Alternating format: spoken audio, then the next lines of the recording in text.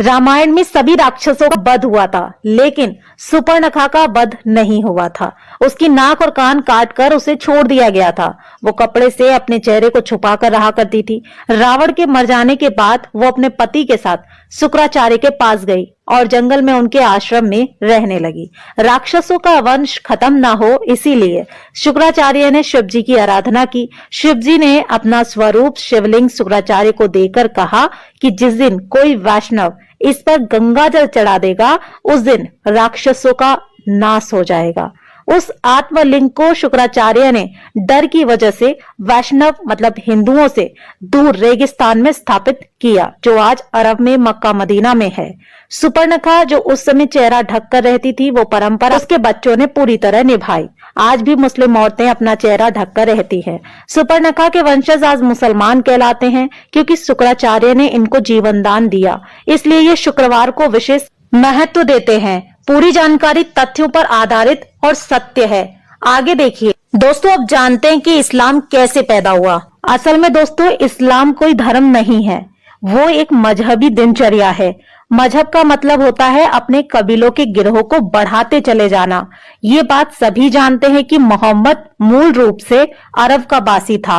अरब देशों में सिर्फ रेगिस्तान ही पाए जाते हैं, वहां जंगल नहीं है, पेड़ भी नहीं है, इसलिए वहां मरने के बाद जलाने के लिए लकड़ी ना होने के कारण जमीन में दफन कर दिया जाता है। रेगिस्तान में हरियाली नहीं होती, ऐसे में रेगिस्तान में हरा चटक रंग देखकर इंसान चला आता है, जो कि सूचक का काम करता है। अरब देशों में लोग रेगिस्तान में तेज धूप में सफर किया करते थे, इसीलिए वहां के लोग सिर को ढकने के लिए टोपी पहनने लगे, जिससे कि लोग बीमार ना पड़े।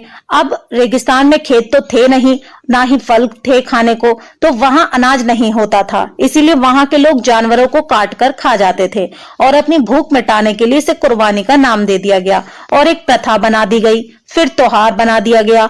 रेगिस्तान में पानी की बहुत कमी रहती थी, इसीलिए लिंग यानी मूत्र मार्ग साफ करने में पानी बर्बाद ना हो जाए, इसीलिए वहां के लोग यानी इस मजहब के लोग अपना खतना करने लगे। खतना यानी अपने प्राइवेट पार्ट का अगला हिस्सा काटने लगे। सब लोग एक ही कबीले के खानाबदोश होते थे, इसीलिए आपस में भाई बहन ही निकाह कर लेते थे। रेगिस्तान में मूर्ति बनाने के लिए मिट्टी मिलती नहीं थी, जिसके कारण इन्होंने मूर्ति पूजा को अपने कबीले में यानी अपने मजहब में खारिज कर दिया। एक जगह से दूसरी जगह जाना पड़ता था, इसीलिए कम बर्तन भी रखते थे। एक ही थाली में 5 लोग मिलकर खाना खा लिया करते थे।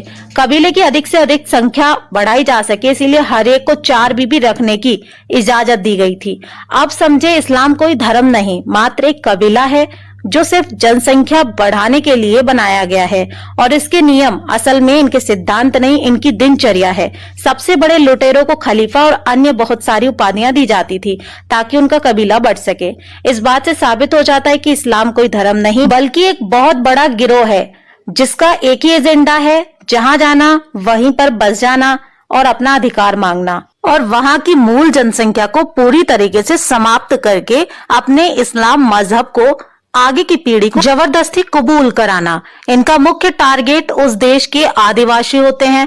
जब तक ये उन आदिवासियों के बीच कम होते हैं, बस तभी तक ये अपनी जनसंख्या बढ़ाते हैं। जब इनकी जनसंख्या उस जगह के मूल निवासियों के 1/3 या बराबर हो जाती है, तब ये धर्म परिवर्तन कराकर रातों रात 2000 से 2 लाख मुस्लिम की योजना पर काम करते हैं। भारत के कुछ गांव, जिले, राज्य इस्लाम की इस योजना में पूरी तरह से शामिल हो भी चुके हैं।